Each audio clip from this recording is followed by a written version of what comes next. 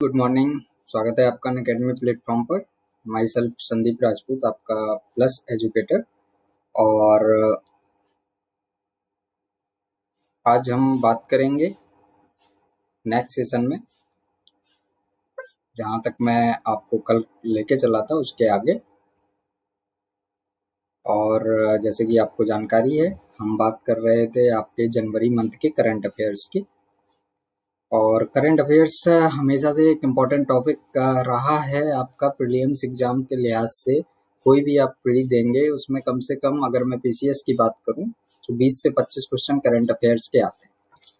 Okay guys, तो इन 20 से 25 questions में अगर आप लीड ले लेते हैं तो आप काफ़ी हद तक हो जाते हैं कि आपका प्रीलिम्स क्वालिफाई हो जाएगा। अब हम करंट का इतना बड़ा दायरा है, हमें ये डिसाइड करना होता है कि हम क्या पढ़ें, कितना पढ़ें, किस हिसाब से पढ़ें। तो उसके लिए मैं अगर आपको बात करूं तो बेसिकली दायरा बहुत बड़ा है, बट मैक्सिमम क्वेश्चन जो आते हैं वो 6 मंथ के करंट के ही रहते हैं, लगभग 20 क्वेश्चन। रेस्ट जो बाकी का समय है उसका कोई दायरा फिक्स नहीं है। हो सकता है 2 साल पुराना भी करंट आपसे पूछ लें, हो सकता है 1 साल पुराना पूछे। सो अभी बेसिकली हम उस पर फोकस करेंगे कि ये 6 मंथ का करंट अफेयर हम डिटेल में पढ़ लें, डिटेल में जान लें कि इसके अंतर्गत क्या क्या घटनाएं हुई, किस तरीके से उनका एनालिसिस करना है। और बेसिकली मैं जो आपको लेके चल रहा हूँ वो डे बाई डे घटनाओं के तौर पर कंप्लीट करा रहा हूँ। प्रतिदिन क्या क्या हुआ, national, international, science, tech, agri, योजना, ऐप, खेल, कुछ भी, कोई भी घटना घटित हुई है उसके बारे में मैं आपसे डिटेल में चर्चा करते हुए चल रहा हूँ। तो अभी जनवरी के हमने 2 सेशन देखे, लगभग 15 जनवरी तक कंप्लीट कराया। एक और 30 मिनट का सेशन रहेगा जिसमें जनवरी आपकी कंप्लीट हो जाएगी। इसी तरह करते करते हम जनवरी से अगस्त तक का मैं आपका कंप्लीट कराऊंगा। ये 8 मंथ ही आपके इम्पोर्टेंट है, और खासकर सेशन में जुड़े रहें, क्योंकि लास्ट के जो जुलाई अगस्त या और कह लें जून जुलाई अगस्त, ये काफ़ी ज़्यादा इम्पोर्टेंट होगा आपका। So welcome again. और before proceeding the session, let me tell you about myself Sandeep Rajput, done my BTech and MBA in academic, 10-year professional experience. Last time I have worked with Vodafone Idea Limited as area manager. Along with these 10 years, last 4 years I have provided offline coaching to civil aspirants. Some of them are in government services now. और ये मेरा खुद का civil experience है। 2012-14 UPSC interview, multiple time UPSC mains written, 3 times in these men's I have qualified for interview but not finally selected. And RO mains 2014 और 17, और जब आयोग लोक सेवा आयोग यूपी लोअर पीसीएस की तरह कराता था तो लोअर पीसीएस में 2013 और 15 का इंटरव्यू। ये मेरी प्रोफाइल है सिविल, एकेडमिक और टीचिंग एक्सपीरियंस की। ये जो सेशन में ले रहा हूँ करंट अफेयर्स का, किन के लिए फ़ायदेमंद होंगे, तो जो भी 2020 का 11 अक्टूबर का एग्ज़ाम दे रहे हैं उनके लिए बहुत ही ज़्यादा इंपॉर्टेंट सेशन होने वाले हैं ये सारे के सारे। यूपी ट्रिपल एससी के भी जो एग्ज़ाम, इतनी सारी वैकेंसी ओपन हुई है, तो जो कोई भी एग्ज़ाम यूपी ट्रिपल एससी का भी देना चाहता है उनके लिए भी ये उतने ही फ़ायदेमंद सेशन है, क्योंकि इसमें न केवल मैं वन लाइनर इंक्लूड कर रहा हूँ, डिटेल में भी आपको साथ में लेके चल रहा हूँ। सो सेवा फ्रेंड्स जिन्होंने नहीं देखे हैं वो प्रीवियस वीडियो देख सकते हैं, और अदरवाइज आप अगर अभी से हैं तो जुड़े रहें, कंटिन्यू कर रहे हैं उस चीज़ को। अब आगे चलने से पहले एक बार मैं अनअकैडमी के बारे में आपको बता देना चाहता हूँ, क्यों अनअकैडमी इंडिया का बेस्ट ऑनलाइन प्लेटफॉर्म है, जहाँ पर आप जुड़कर अपने तैयारी को शार्पनेस दे सकते हैं और सिलेक्शन पा सकते हैं। जो भी आपका ड्रीम है, यूपीपीएससी, यूपीएससी, सिविल सर्विसेज हो गया, आपका लोअर एग्जाम्स हो गए, कोई भी आप एग्जाम क्रैक करना चाहते हैं और अगर अभी तक नहीं जुड़े हैं तो अनअकैडमी को ज्वाइन करें जितने जल्दी हो सके। अभी मैं बता देता हूँ आपको कि इसमें बेसिकली होता क्या है। इसमें 2 तरीके की क्लासें हम लेते हैं, एक स्पेशल या फ्री क्लासेस। ये बेसिकली फ्री डेमो क्लासेस हैं, आप इनको एक्सेस कर सकते हैं वाया नेट, वाया वेबसाइट, किसी भी तरीके से एक्सेस कर सकते हैं, फ्री ऑफ कॉस्ट है। दूसरी जो प्लस क्लास है, ये एक पेड प्लेटफॉर्म है। इस प्लस में आपको पेड प्लेटफॉर्म है, सो आपको एक मिनिमम अमाउंट अदा करना होता है, देना होता है, फिर हम आपकी एक कंप्लीट तैयारी कराते हैं। यानी कि जैसे जो 3 स्टेप एग्जाम है, like pre plus mains plus interview, so that इसमें हम आपका तीनों चीज़ों की कंप्लीट प्रिपरेशन कराएंगे।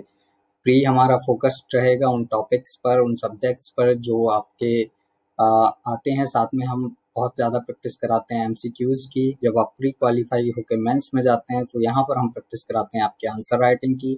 हर एक कोर्स को फुल फेज में डिटेल में लेके आंसर राइटिंग वगैरह का डेली का आपका सिनेरियो रहता है, डेली हम कराते हैं, आपकी गलतियां आपको बताते हैं। और मेंस जब आप क्वालिफाई होकर इंटरव्यू में जाते हैं तो रियल इंटरव्यू से पहले जो आयोग आपका लेगा उससे पहले हम मॉक इंटरव्यू कराते हैं आपका, सो दैट आपकी जो भी गलतियां हैं उनमें सुधार हो सके और रियल इंटरव्यू में आप बेहतर कर सकें।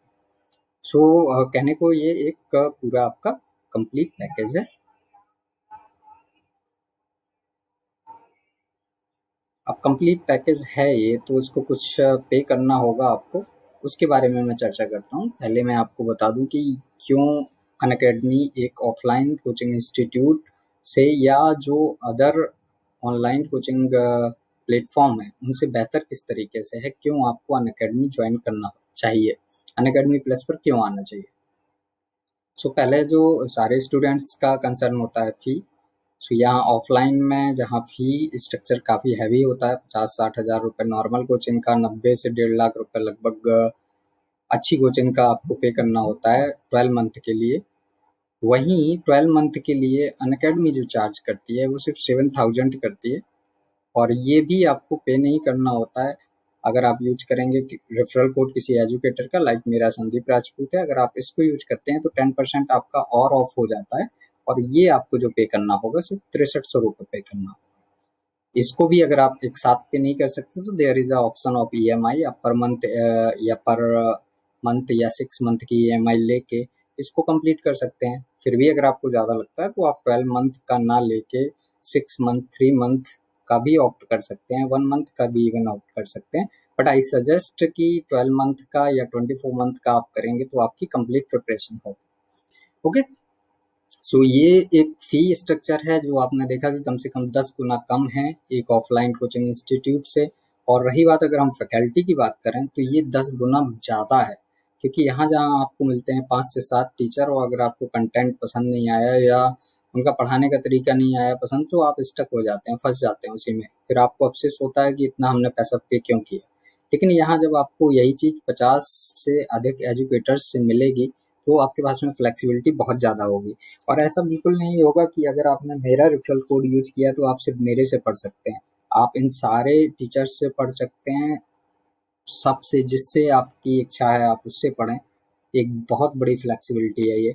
सेकंड, जो फ्लेक्सिबिलिटी की बात करें तो उन लोगों के लिए बेस्ट प्लेटफॉर्म है जो जॉब कर रहे हैं। किस तरीके से बेस्ट है ये इस तरीके से इनका बेस्ट है, क्योंकि हम जॉब तो टाइम बाउंडेड है आपकी, उस समय कोई क्लास चल रही है आप ले नहीं पा रहे हैं, तो ये आप फ्री बाद में जब भी आप फ्री हो रिकॉर्डेड वर्जन देख सकते हैं। रिकॉर्डेड क्लास में आपको जरा सा भी दिक्कत नहीं आएगी, आप जो वीडियो निकल चुका है उसको देखें, या जब से आपने ज्वाइन किया है प्रीवियसली जितने वीडियो पढ़े हैं वो सारे आप एक्सेस कर सकते हैं। So best point is there. और रेगुलर टेस्ट सीरीज का ऑप्शन रहता है, आप अपनी परफॉर्मेंस चेक कर सकते हैं डेली की टेस्ट सीरीज को दे के, अपना कहाँ गलतियाँ हो रही हैं, किस चीज़ में सुधार करना है, वो सारी चीज़ें आप देख सकते हैं। सो ये अभी तक का बेस्ट प्लेटफॉर्म है। अगर स्टिल अभी आपने ज्वाइन नहीं किया है तो प्लीज़ ज्वाइन करें और अपनी तैयारी को शार्पनेस दें, यूज करें my referral code Sandeep Rajput. चलो अभी मैं नेक्स्ट सेशन पे चलता हूँ जहाँ हमने छोड़ा था आपका करंट, उसी के आगे जनवरी मंथ का करंट है। ये एक चीज आई थी, वर्ड आया था, the last game, ice hockey. ये कहाँ पर आयोजित किया गया? ये आइस हॉकी आयोजित की गई लद्दाख में। लद्दाख से आपको एक चीज और मैं बता देना चाहता हूँ, वो भी याद रखें कि पहली बार खाद्य प्रसंस्करण सम्मेलन का आयोजन भी यहीं पर हुआ है, फर्स्ट टाइम।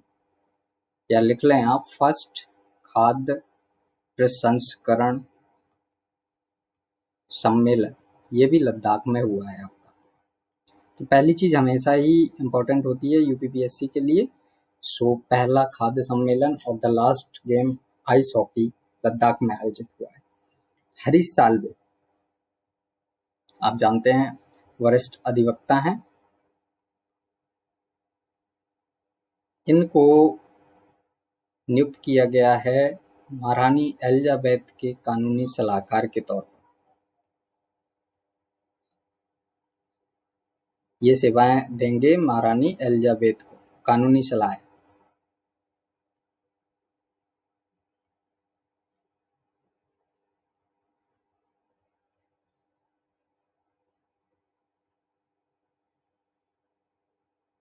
ओके, फिर मैं बात करूं आपका, तो एमएसएमई डिपार्टमेंट में अमेजन द्वारा 1 अरब डॉलर का निवेश प्रायोजित है।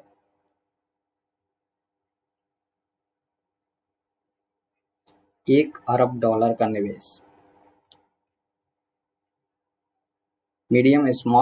Micro medium and small industries में $1 अरब का निवेश अमेजन करेगा।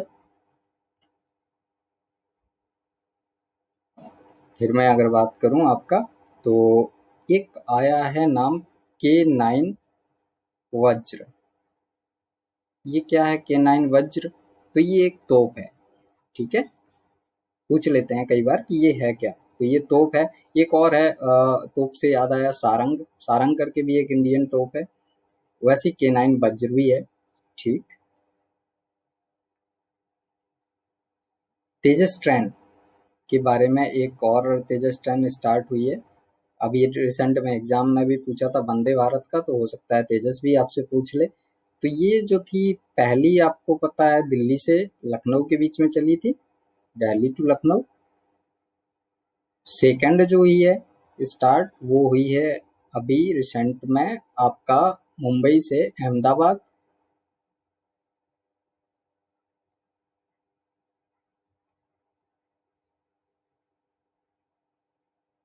और थर्ड की बात करूं, तो थर्ड स्टार्ट हुई है आपकी इंदौर से वाराणसी।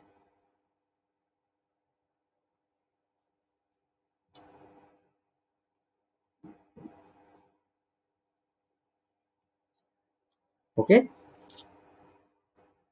अरुणाचल प्रदेश एक ऐसा राज्य बन गया है जिसने IUCN के साथ समझौता किया है।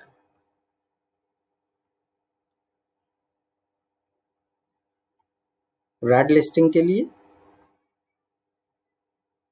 आर्किड के पौधों की रेड लिस्टिंग के लिए ये IUCN के साथ में समझौता करने वाला पहला राज्य बन गया है भारत का।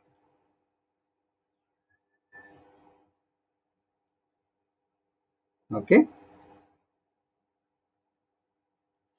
फिर बहुत ही ज़्यादा इम्पोर्टेंट, बार बार पूछा जाता है, सो आप याद रखें, ये 29वां सरस्वती सम्मान।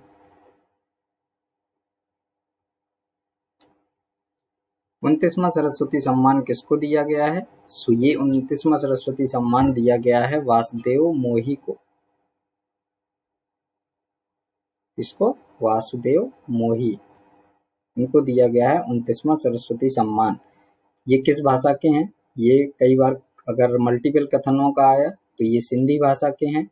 और किस बुक के लिए दिया गया? सो ये चेक बुक के लिए दिया गया। याद रखें, चेक बुक, सिंधी, वासुदेव मोही और 29वां, ये 4 चीजें आपको याद रखनी है। चेक बुक, सिंधी, वासुदेव मोही और 29वां, ठीक है। भारत ने टीबी समाप्ति का लक्ष्य, बहुत ही ज्यादा इंपॉर्टेंट, कब के लिए रखा है? किस साल तक भारत टीबी समाप्त कर लेगा? सो ये है आपका 2025 तक।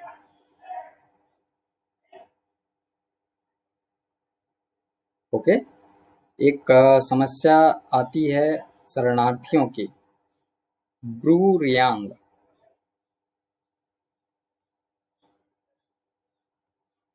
शरणार्थी समस्या, अगर बात आए कभी आपसे कि ब्रू रियांग शरणार्थी समस्या किस राज्य से रिलेटेड है, तो वो है आपकी त्रिपुरा से। बेसिकली त्रिपुरा में आकर ये बस गए थे और ये मिजोरम से भागे हुए शरणार्थी थे, मिजोरम से आके त्रिपुरा में आके बसे हैं ये। ठीक है। एक मिसाइल के लिए समझौता हुआ है, S-400 मिसाइल, इसके लिए समझौता हुआ है इंडिया का। कौन से देश से ये लेगा, तो ये रूस से लेगा S-400 मिसाइल, और बात हुई है कि 2025 तक आपूर्ति हो जाएगी, मिल जाएगी इनको।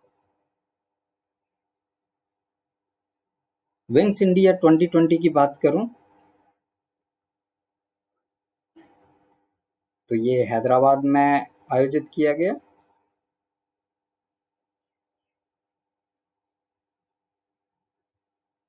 फिर मैं एक और नाम लेता हूं, उनका निधन हुआ है।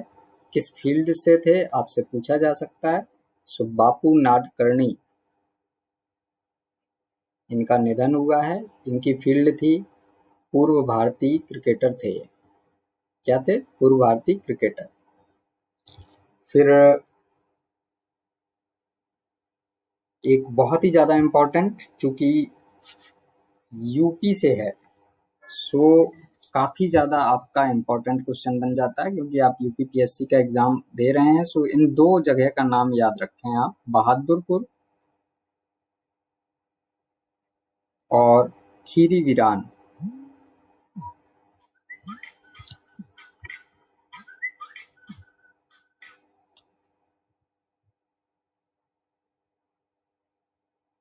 इन दो जगह का आप नाम याद रखें। ये जगह हैं आपके मुजफ्फरनगर में।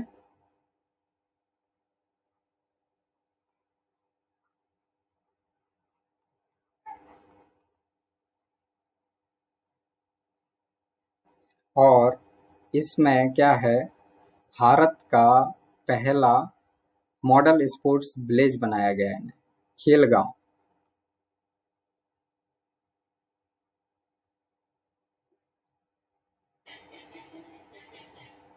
Model sports village, Bahadurpur, Kheri वीरान, मुजफ्फरनगर। ओके। फिर मैं बात करूं, एक मैराथन हुई थी मुंबई में, मैराथन प्रतियोगिता हुई थी मुंबई में। इसमें जो विजेता हैं वो दोनों इथियोपिया से हैं। इथियोपिया, दोनों के दोनों इथियोपिया से हैं, मेल एंड फीमेल। मेल की बात करें तो ये हैं आपके डेरेरा होरीसा,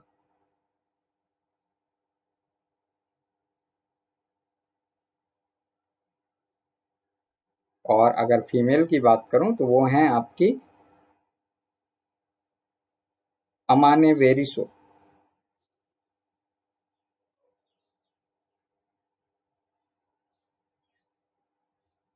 ओके। फिर मैं अगर आपसे बात करूं तो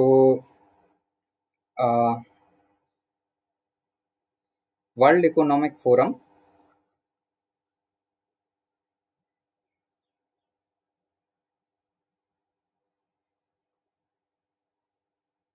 इसका जो है आपका 50वां सम्मेलन मनाया जा रहा है। बहुत ही ज़्यादा इम्पोर्टेंट है। वर्ल्ड इकोनॉमिक फोरम ग्लोबल संस्था है और 50वां सम्मेलन है। ये आयोजित होगा आपका दावोस में, और थीम होगी इसका एकजुट और सतत विश्व के साझेदार। एकजुट और सतत विश्व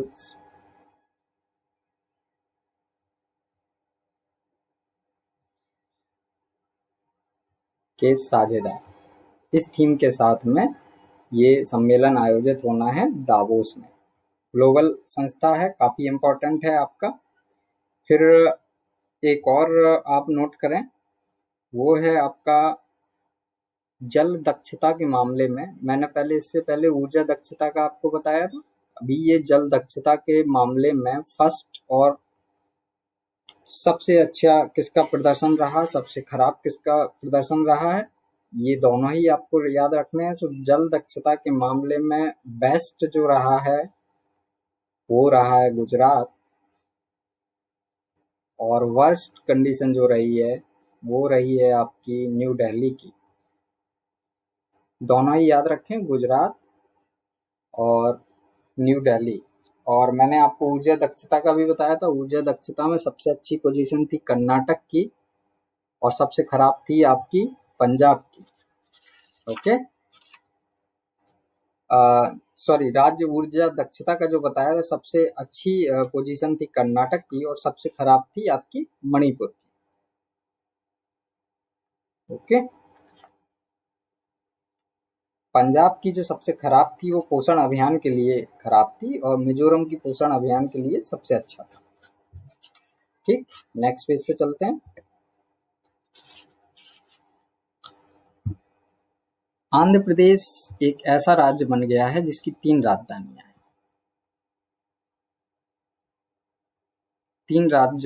3 राजधानियों को मान्यता देने वाला आंध्र प्रदेश पहला राज्य बन गया है। अब इम्पोर्टेंट ये तो आपको याद रह ही जाएगा कि 3 राजधानी वाला कौन सा है, लेकिन वो 3 राजधानी किस किस जगह हैं और कहाँ कौन सी होगी उसको भी आप याद रखें, वो भी डीप में अगर गए तो पूछा जा सकता है।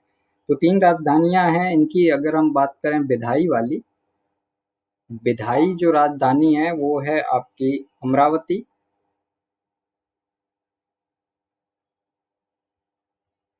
कार्यपालिका वाली बताएं या कार्यकारी राजधानी? कार्यकारी जो है वो है आपकी विशाखापट्टनम।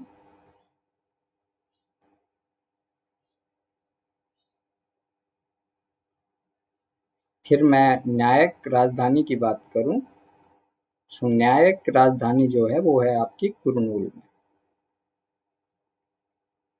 सो इन तीनों को सेपरेटली भी आपको याद रखना है। विधायी कहाँ है? अमरावती। कार्यकारी कहाँ है? आपका विशाखापट्टनम। और न्यायिक कहाँ है? कुर्नूल। किरण मजूमदार शाह, इनका भी नाम आया है।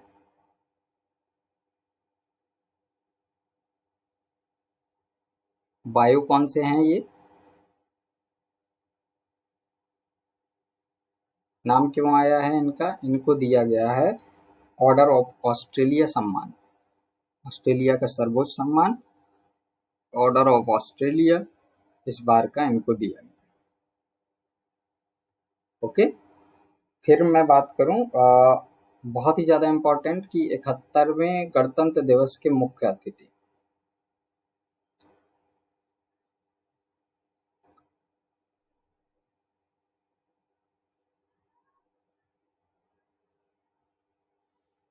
तो ये कौन है आपके? ये थे आपके ब्राजील से जेयर बोल्सारो। जेयर बोल्सनारो कहाँ से हैं डीप में पूछा तो ये हैं आपके ब्राजील से।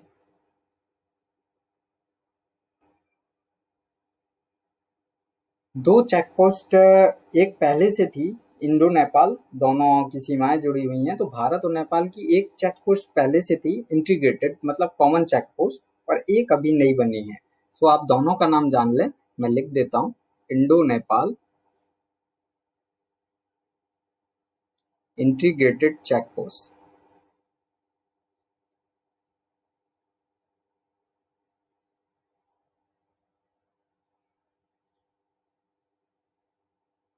ये बनी है, पहली जो थी वो थी आपकी रक्सौल और वीरगंज।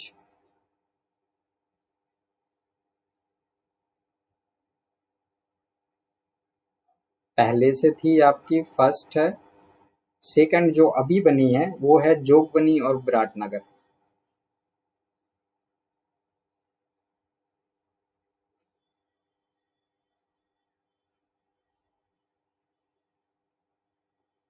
ये आपकी सेकंड है। फिर काफी ज्यादा इंपॉर्टेंट आपका ग्लोबल सोशल मोबिलिटी इंडेक्स, सामाजिक गतिशीलता सूचकांक, वैश्विक सामाजिक गतिशीलता सूचकांक, ग्लोबल सोशल मोबिलिटी इंडेक्स जारी कौन करता है? दो चीजें आपसे पूछते हैं, तो जारी कौन करता है? ये जारी करता है world economic forum, WEF। Rank India की क्या थी? रैंक इंडिया की थी 76। फर्स्ट पे कौन सा था देश? तो फर्स्ट पे था आपका डेनमार्क। ये तीनों ही चीजें आपसे अलग अलग पूछ लेता है। फर्स्ट पे कौन है, कौन संस्था जारी करती है, और इंडिया की रैंक क्या रही है। सो 76 India, first Denmark and WEF द्वारा जारी की जाने वाली ये इंडेक्स है, ध्यान रखें आप लोग। चलो और इसके आगे का देखते हैं।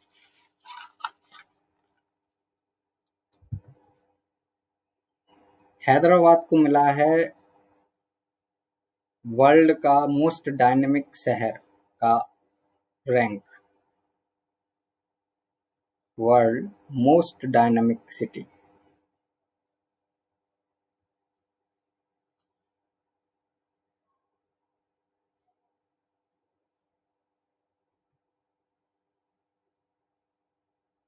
टॉप 20 में इंडिया के 7 शहर भी थे, ये भी याद रखें। 7 इंडियन सिटी, लेकिन सारे आपको याद नहीं रखना है, तो याद रखना है सिर्फ पहला। राष्ट्रीय लता मंगेशकर पुरस्कार जो MP प्रोवाइड कराता है, वो 2 लोगों का दिया है, 2017 और 18 का राष्ट्रीय लता मंगेशकर अवार्ड।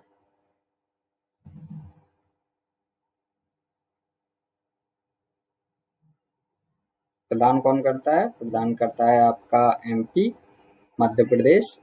और ये 2017 और 18 का इकट्ठा ही मिला है। 2017 में एक गायिका थी, सुमन कल्याणपुर।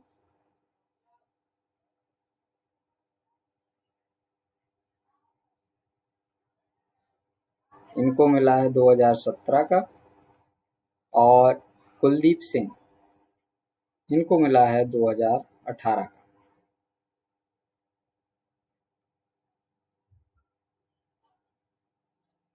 डेमोक्रेसी इंडेक्स जो जारी करता है EIU, यानी कि इकोनॉमिक इंटेलिजेंस यूनिट, यहाँ लिख देता हूँ।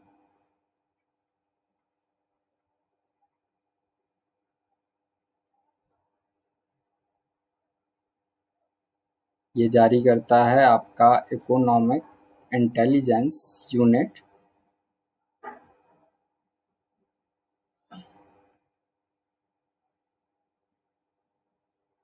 इसमें इंडिया की जो रैंक रही है, वो रही है इंडिया की 51।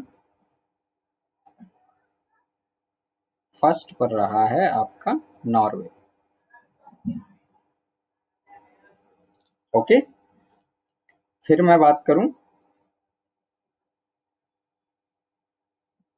एक भारत सरकार की योजना है one nation one ration card.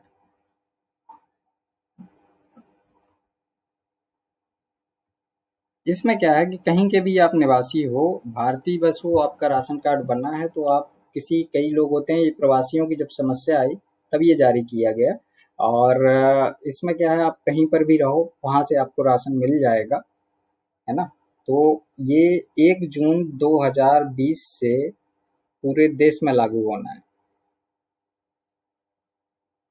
शुरुआत जब हुई तो स्टार्टिंग में ही 12 राज्य थे जो जिन्होंने इसको ज्वाइन कर लिया था। ठीक है। एक दक्षिण अफ्रीकी देशों में ये अभी रिसेंट में पूछा भी गया है, महात्मा गांधी अंतर्राष्ट्रीय सम्मेलन केंद्र बनाया गया है, तो ये किस कंट्री में है? ये आपका बहुत इंपॉर्टेंट क्वेश्चन है, पूछा भी गया है। सो ये आपका जो है वो पड़ेगा नाइजर में, अफ्रीका के नाइजर में ये बनाया गया है। ध्यान रखें इसको, बहुत ही ज़्यादा इम्पोर्टेंट आने वाले समय के एग्जाम के लिए, बहुत ही ज़्यादा। MG महात्मा गांधी अंतर्राष्ट्रीय सम्मेलन के नाइजर, अफ्रीका। और महाराष्ट्र एक ऐसा राज्य बना है जिसने संविधान की प्रस्तावना पढ़ना अनिवार्य कर दिया है विद्यालयों में।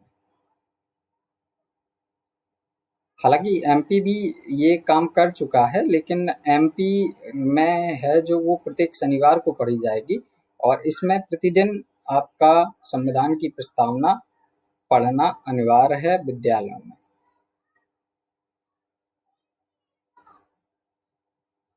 ओके। एक प्लेटफॉर्म का डेवलपमेंट हुआ है, वज्र प्लेटफॉर्म। ये जो डेवलप किया है वो किया है develop national payment corporation of India ने, एनपीसीआई ने, सुरक्षित भुगतान के लिए। कोई दिक्कतें आती हैं उसके लिए इन्होंने वज्र प्लेटफॉर्म जारी किया।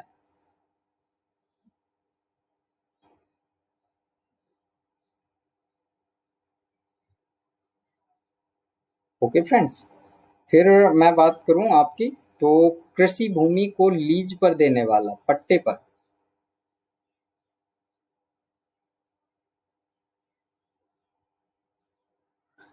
ऐसा पहला राज्य बन गया है, लीज या पट्टे।